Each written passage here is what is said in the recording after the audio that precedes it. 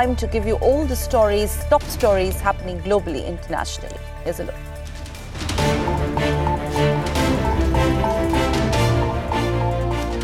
Place de la République to protest against Benjamin Netanyahu's arrival after the declaration by US President Donald Trump recognizing Jerusalem as Israel's capital. Tensions grew when pro-Israeli counter-protesters approached the rally with Israeli and US flags.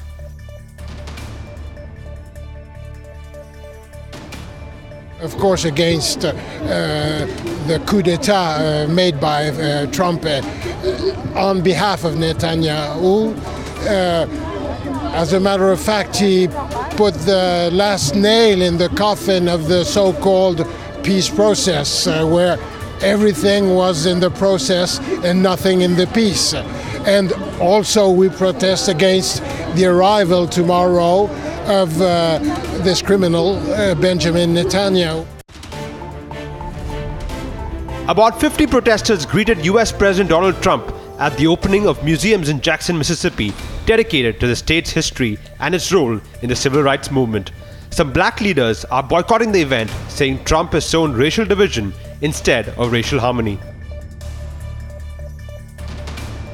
Italy's governing Democrats held a rally to warn about fascism making a comeback in the nation that was once ruled by dictator Benito Mussolini. Several thousand people turned out in Como, where right-wing extremists, calling themselves the Veneto Skinhead Front, recently barged into a meeting about migrant housing and railed about the invasion of foreigners. Several people were arrested in the old city of Jerusalem, where Israeli security forces continued to patrol the streets and fired rubber bullets at protesters. Those arrested were suspected protesters and were led away by the police.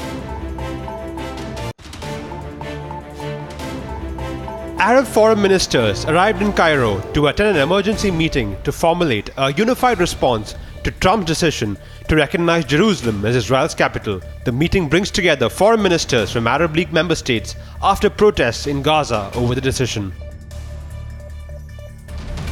Snowfall shrouding much of the deep south of the United States began tapering off, but freezing temperatures kept roads slick throughout the region. Forecasters warned that moisture on the roadways could freeze and cause black ice to form.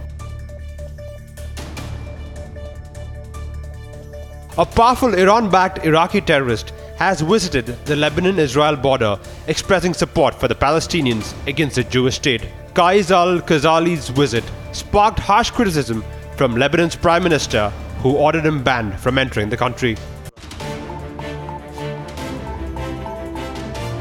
And the Iraq Prime Minister said that its war on the Islamic State group is over after more than 3 years of combat operations drove the extremists from all of the territory they once held. Prime Minister Haider al-Abadi announced the Iraqi forces were in full control of the country's border with Syria at a conference in Baghdad.